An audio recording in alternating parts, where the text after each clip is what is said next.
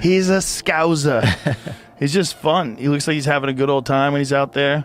Just imagine it. 6 months earlier, the name was barely more than an echo in an empty hall. And now every arena roars when the guy laces up his gloves. The style, loud, cheeky, always highlight reel or nothing. Exactly the kind of fighter who makes matchmakers smile and reach for aspirin at the same time. Do you think Paddy's going to beat Justin Gage? Easy. Wow. Really easy? Yeah, easy. Really easy? Yeah. What's behind it is even more absurd. Before the rankings even look his way, talking heads are debating whether he dusts established monsters easy. That's gasoline for the fire, and dynamite for the division's egos. Gossip level? Overheated. And that's exactly how he wants it. From eternal underdog to siren in the lightweight division, a magnet for chaos, cheers, and eye rolls. He steps into the cage with only 2 goals, destroy and entertain. And yes, he looks like he's actually enjoying himself while the arena burns. The backstory behind this Baddy image is wilder than the memes suggest, and it's about to become clear why people tune in not just for the quips, but for what's behind them. Quick comment on Colby Covington. Colby Covington, lad, the little mushroom. Colby the snitch Covington. You can suck this. What's behind it is even more absurd. Not a sterile PR story, but raw material. Sweat, noise, the small, awkward truths between 2 rounds of hand wraps. Not the baddie meme, but the guy who feeds it. The premise is simple and dangerous. When you turn off the show, what's left is an athlete managing his own chaos. Cameras off, the ambition gets louder. Cameras on, the circus grows bigger. That friction is what makes him unpredictable. And that's exactly why you can't look away. Documentaries in this sport are often commercials wearing gloves. Here, the engine gets unscrewed. Training snippets, banter with the team, the look before the octagon door slams. That's the fuel from which fan camps are born. Ignition is next, where the Baddy brand actually got born, and why his tone in the gym sounds very different from the mic. You've never seen your own blood. Can't believe you've actually got a suit on, lad. Every other day you're like an 8-year-old. Just imagine it. The guy lights beef like other people light scented candles. One sentence and the timeline's on fire. Not a polite call out, but an elbow made of words, right on the sore spot. Sarcastically speaking, this isn't a who likes whom drama, it's a business model. Paddy knows that half a sentence toward the division's Chaos Kings instantly rains clicks, takes, and reactions. He works the media like pads, quick jab, maximum echo effect. Early in his career, shots like these weren't in the matchmaking plan, but they turned a prospect into a headliner in people's heads. If you poke this openly, you force names onto a poster long before contracts go out. Incredulous undertone? Absolutely. Between gym smile and microphone, GIF lies a distance that's hard to believe. Precise, almost sober in training. A siren at the mic that sets rivals on fire. Next it gets personal, and where this energy comes from and how a single TV night flipped the switch permanently. What's your name? Paddy Pimblett. Okay, do you have a fight nickname? My coach calls me Paddy the Baddy Pimblett. Paddy the Baddy. Just imagine it, a normal teenager's day. School, buddies, zero plan for the big cage lights. Then he stumbles in front of the TV and suddenly the living room feels like the foyer to something bigger. Casual tone, big eyes. The beginning doesn't smell like myth, it smells like coincidence. Did you start going to martial arts? Was it martial arts you started first? I just started MMA. Straight away? 15. Was it, were you bullied or anything? Was there any trouble? No, I just thought I'd go to this gym one day because I watched UFC. I watched Kyle Wilson, lad from Bayard. Was in the youth club one day, lad, when he was like 14, and he put this fight on. Diego Sanchez versus Clay Guida. And lad, it was heavy. Like, they're just having a right to go at each other, throwing uppercuts this close and then just swinging alehouse at each other. And I was like, this is sick, this is a belt of this. And like, I started having a little watch of it, and the first one I stayed up and watched live was Belfort versus Franklin. Belfort knocked him out in about a minute, and I went for a run at like 6 in the morning after it. And then from then on, it was just like, oh, I need to start going here, And then one of the lads who was mates with Jay, his sister was with a lad called Joe Neal. He's got a gym now called The Lab. He used to train on the Next Gen and fight in Next Gen, so he recommended I went there. I went there on the 20th of January 2010, and as they say, the rest is history. That's ignition. That one night sticks to him like resin on gloves. From then on, no, maybe. Only, how fast can I start? First Muay Thai, writing letters with the shin. Then grappling, kickboxing, boxing, everything that makes hands, hips, and heart faster. He trains like aimlessness is a stylistic device. Playful sparring, curious transitions, no rigid game plan, not neatly arranged, but raw, lively, cheeky. Exactly what later feels like interference to opponents in the cage. Many build basics for years and polish one tool. He collects a toolbox and prefers to try it every 5 seconds. That's why his early rounds look both chaotic and dangerous. Now it gets serious. First pro appearance, first trial by fire, and the kind of setback that breaks careers or forces them to grow up fast. The start button gets pushed when he's just 18. 3 outings, 3 first-round finishes, like a fire alarm that won't shut off. The phone rings, Cage Warriors, contract, bigger stage, hotter spotlights. Then the first real 3-round exam. He controls, plays, makes it look easy, and 35 seconds later, he stumbles into an anaconda. Snap, tap, silence. The classic rookie mistake that sticks to you like a meme. But instead of excuses, there's analysis. Belt tighter, ego smaller, more hours on the mat. Result? A 9-fight win streak, like someone flipped career mode to speed run. That one blunder becomes the motor. Everything gets cleaner, harder, more dangerous. And that's where the show starts. Not just wins, but spectacle. Next, the highlights show why Cage Warriors crowds get louder the moment his name is announced. Paddy Pimblett! He's done it! Paddy Pimblett is the new Cage Warriors featherweight champion of the world! And he's not worrying about the foul. Flying triangle attempt. Oh, good in this position. Looks like he might be finding some space on the top. Big submission win! It's a big squeeze! And that's Paddy, what Paddy does so well! Quite force a submission. And there's the submission! At Cage Warriors, prospect becomes a program. Featherweight, full stage, hard at redline. He doesn't score points, he writes headlines. First he flies into positions others won't risk even in training, then the finish clicks like a seatbelt. Submissions that look like someone insulted gravity, and if he can't see a clear path, he invents one if necessary with a half-absurd flying triangle attempt that makes the arena hold its breath. That is the new Cage Warriors featherweight champion of the world! That's the moment the label changes. From loud kid to man with belt and bullseye. Off-season like a heavyweight, fight week like a scalpel. That discrepancy feeds the myth. Showmanship as a trademark, finishing instinct as an insurance policy. The crowd loves him not just because he wins, but how he wins. Fights that look like trailers, hardly any jab or rattle, instant replayable scenes. Matchmakers hear the crowd, the competition hears the cage door chains. Both create pressure, both make him dangerous. Now it gets strategic. The UFC calls early, twice in fact, but why does someone who wears the belt and fills arenas say no twice? That's exactly what the next section answers. Like, I got offered 2 UFC contracts before I actually signed. I got offered the contract when I was 21, and then got offered the contract when I was 23, and I didn't actually sign until I was 26. Really? Yeah. What was the reason for that? I knew I weren't ready, to be honest. We spoke about it with my coaches, and I wasn't. I was still a child fighting men.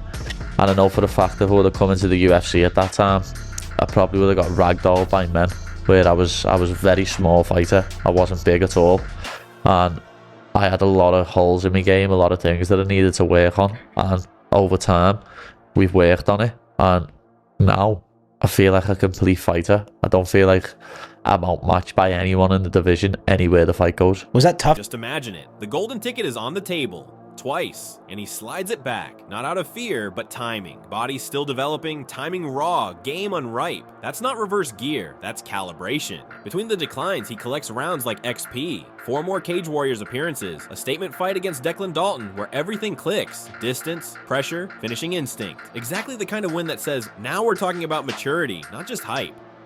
Absolutely flawless performance from Liverpool's own Paddy Pimblett. Say no to the UFC twice and you risk invisibility, unless you deliver. He delivers. The body fills out, the setup before submissions gets cleaner, the striking stops being only loud, it gets precise. The kid becomes a problem matchmakers can't ignore, and that's when the right door opens. Debut in the biggest cage in the world. What started as too early becomes right now, and the welcome message is bang. Benjamini corner. Oh! Huge look for Benjamini! That's it up in the air. Just letting him up to his feet because Luigi understands he can hurt him now. And Pimblett has a bad habit of keeping...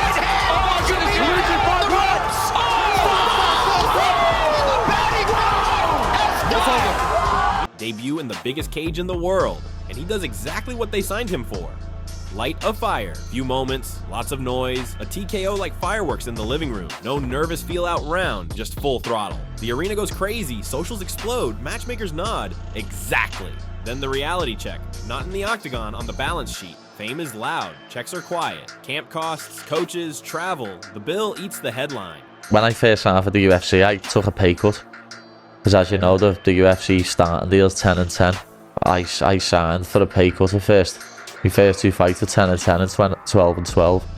And then obviously after I won my second fight, I got a new deal and it went up. The hype is gold for the brand, but at the start, you often pay more with blood than with bills. He wins, he bangs, he delivers. But financially, it feels like cover charge for the elite. That's why London becomes a therapy session. Next outing, submission statement that doesn't just keep the hype, it anchors it. Oh, this could be it. He's done. London boils. The walkout is already half the show, but inside the cage, it turns surgical. Early takedown, pressure like a vice, and then that clean crank to the finish. No lucky shot, no chaos. A textbook moment with a megaphone. The O2 Arena sounds like someone ripping the lid off a pressure cooker. Funny but true, he sells it like street theater, delivers it like a technician. The memes see Baddy. The tape shows control. Transitions that turn opponent's pulse into Morse code. Second appearance, second finish. And this time with a message. Not just brawl, also brain. That tips him from viral clip to real problem for anyone who naps in the clinch. Fan base, from loud to deafening. You could swear he tuned the arena to him beforehand. Every grip, every shift, the crowd jumps like he's holding the remote. And this is where the tone changes. Next comes a win that goes viral not for technique, but because of what he says after. Oh, he's got the neck. This is it. That's time to get it. Instead of a wild swinger brawl, there's timing and control. Positional switches like on rails, setup locked in, finisher cold as an operating room. The roar pushes the ceiling higher. And then the mood flips to a silence you rarely hear in MMA. I woke up on Friday morning at 4 a.m. to a message that one of my friends back home had killed himself. This was 5 hours before me weigh-in. So Ricky, lad, that's for you. But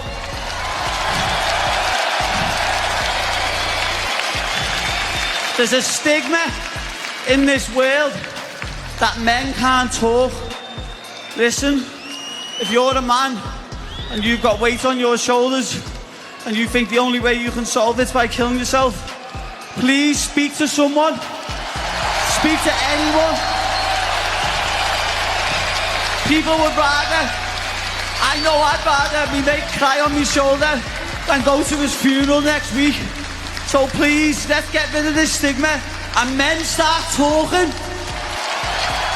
What's behind it is heavier than any weight limit. Personal loss, spoken grief, and a message that cuts across fan camps. The Baddy puts down the mic and becomes an anchor for a moment. No gimmick, no brand talk, just raw humanity. That's why the reach explodes, not despite, but because of this vulnerability. After that night, his image shifts from highlight reel rowdy to a face that moves things outside the cage. Interviews, reposts, discussions. The sport talks not just about takedowns, but about what men rarely talk about. That's bigger than a bonus, bigger than a rankings jump. Who would have thought the loudest voice of the night carries the quietest message, and yet it hits harder than any hook.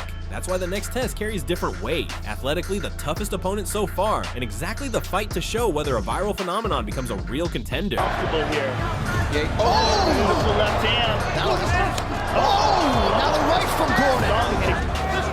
Good jab by Pimblett. Now the uppercut. Good combinations by Paddy.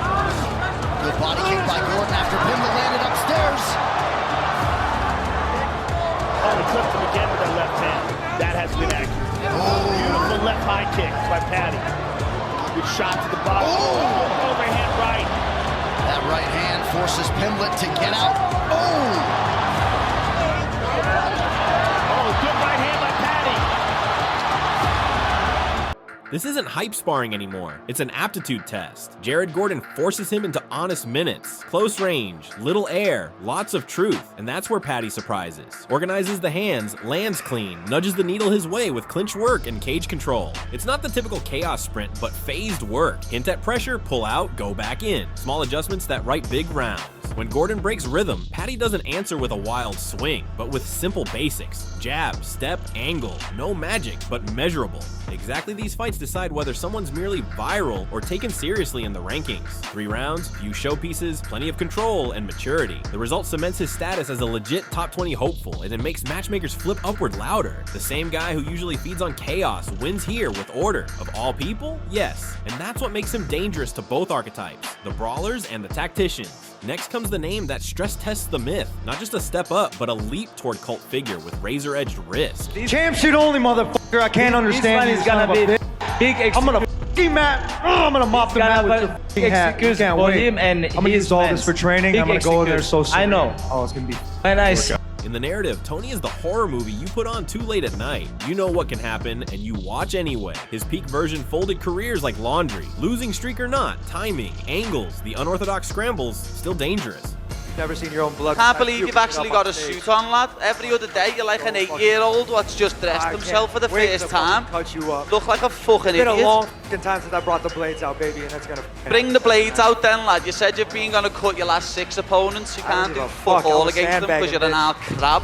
Shut your mouth. Son of a bitch. You have no f***ing clue, kid. You're bringing the heat out of me right now on Saturday. I know. I can't wait to bring the heat out of you. I hope the old Tony turns up, not this all washed up. Well, here we go. Sarcastically speaking, Paddy orders El Cucuy extra spicy at the restaurant. Sounds fearless, but it's mostly clever matchmaking gossip. A cult name against a rising meme with skills, like menthol in the eye. Burns instantly, stays memorable. Forced pace versus unorthodox traps. Forward pressure meets angles you won't find in the manual. Tony is the guy who drags you into sequences no drill prepares you for. If you nap for half a second there, you wake up in a Darcy. Crazy how both narratives can be true. Ferguson, not the old one anymore, and exactly for that reason unpredictable. Paddy, not quite at the top yet, and exactly for that reason ready to eat risk. Stage set Cult versus Comet, but next we see if the poster was just loud, or if the fight truly writes the career headline. The air already crackles at the face-off. 2 cultures, 2 cult statuses, the poster breathes. Then the door closes and the fight writes its own PR.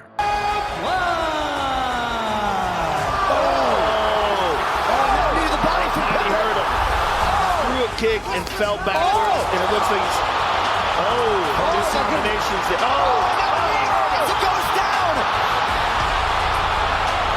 Pimblett thinking something. And you can see all that frustration Paddy was having this week in regards to Ferguson coming out. It's not the wild roller coaster many expected. Paddy chooses discipline, controlled forward movement, body shots that slowly dim the lights, and nasty little angles along the fence. Tony answers with the usual chaos packages. Unorthodox entries, scramble attempts, little elbows at nothing, only this time more fizzles than detonates. Paddy serves order as a game plan against the patron of the Disorder Club, and that starves the myth of calories. Instead of getting pulled into the blender, he dials speed and selection with care. Feint jab, low, then back to the body. Those are rounds judges love. For Paddy, this is the maturity exam under floodlights. Control Ferguson and defuse the dangerous sequences, and you're no longer a viral experiment. You're a serious problem in the top 20 range. For Tony, it means still heart, still ideas, but less grip in the moments where he used to flip fights. The Baddy wins by not feeding the chaos? Exactly. A plan that works like earplugs against El Cucuy, and loud enough at the end to reach the whole division. The next run gets nastier. An opponent who not only senses the respect gap, but exploits it. And the cost of half a second of arrogance? We're about to see how expensive that can be. I made myself, lad. I promote myself. I win me fights. Know what I mean? Just imagine it, a manifesto before the first exchange. No pipeline, no protection program, pure self-made. Exactly the kind of line that makes a veteran like Bobby King Green grin, and at the same time loosen the fuse. So Bobby always handles. Bobby. Oh, King. Take down that guillotine attack. Now Triangle. It's going to be done. There it is. It's done. Paddy Pimblett by submission in round 1. He chokes King Green to sleep for so it appears. Out. And then 2 completely different worlds walk toward each other. Bobby, the show dancer with shoulder roll rhythm, against Paddy, who runs on forward pressure like caffeine. Early on, it looks like Green's gala. Timing, little counters you almost don't hear. But respect gaps are treacherous. One moment too casual, half a second too late, and suddenly you're lying on a map called wrong position. Bobby. Oh, King. Take down that guillotine attack. Now Triangle. It's going to be done. There it is. It's done. Paddy Pimblett by submission in round 1.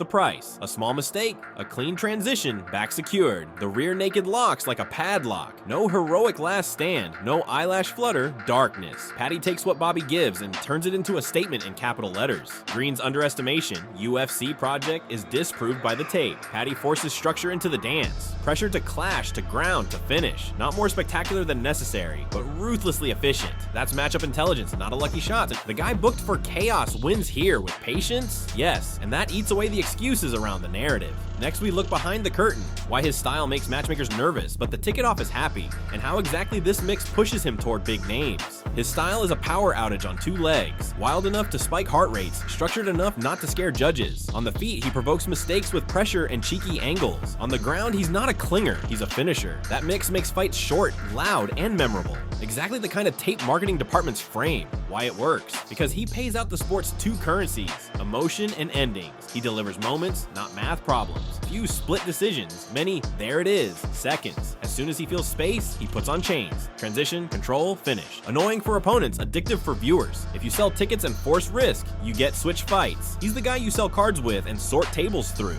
Give him names with reach, but arranged so the division comes out smarter or louder. Every outing is either an upset alarm And against today, someone ranked I'll higher, show you or proof the his little hype note. holds up. Sarcastically speaking, he's not a point fighter, he's a plot twister. You book him and suddenly everyone's talking about your event. Win-win. Unless you're standing across from him. And that's why the next build writes itself. The man who greets everyone with no jingle, just violence meets Scousers don't get knocked out. Curtain up for a branding duel with real consequences. When I hit people, they go to sleep. I don't need a jingle. The branding lands like a hook on the chin. Chandler sells minimalism as a threat. No trash, no dance, just kinetic honesty. He's the human KO reminder email. Exactly the energy algorithms love and matchmakers sweat over. Scousers don't get knocked out. We'll put his name to the test.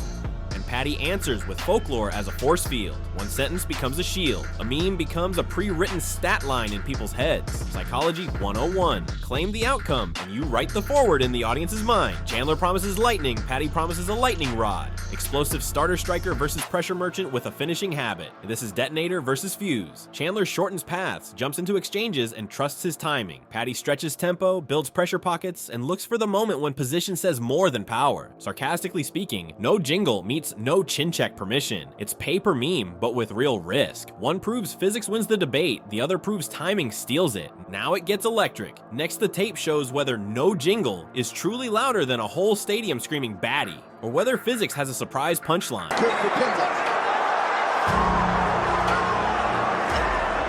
That cut split him open right away.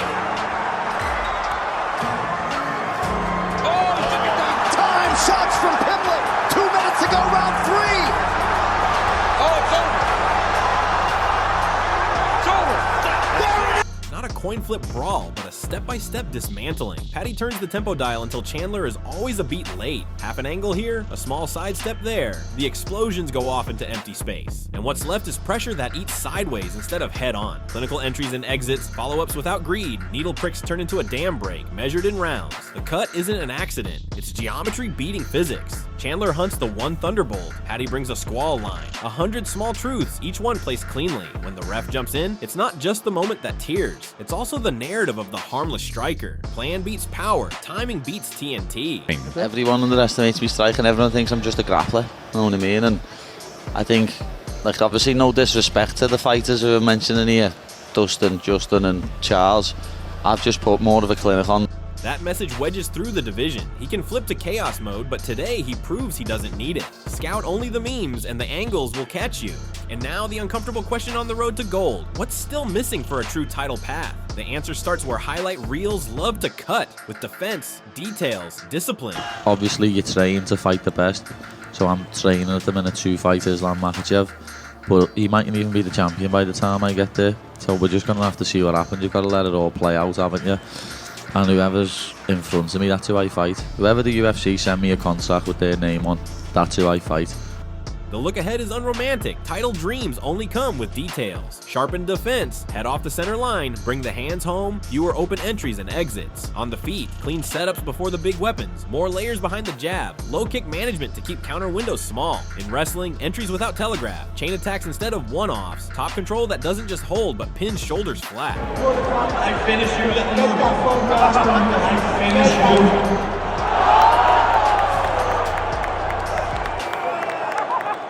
That's the crux at contender level. The next opponents aren't extras, they're mistake collectors. Every step too far, every grip too loose becomes points or pain instantly. The higher the tier, the more expensive curiosity gets. Discipline is the difference between hype train and title track. And that'll be whoever I fight next. Whoever the UFC send me a contract with their name on. I'll never turn a fight down.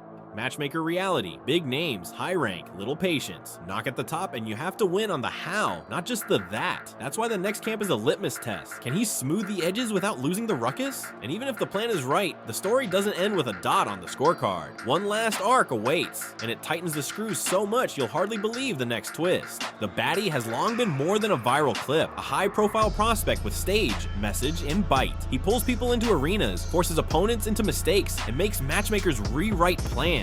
The leap from spectacle to true contender now hinges on details. Sharpen defense, keep discipline, force decisions, again and again. The spotlight is there, the bullseye too. From here on, what counts is how cleanly he balances show and structure. No final bell, just a look ahead. The next chapter plays out in the cage again. MMA, the UFC, a name that makes you hold your breath, and you won't believe it. Question for you, can you picture Pimblett as champ or never? If this ride grabbed you, hit like, comment, tell us why champ or no way, and follow so you don't miss the next twist.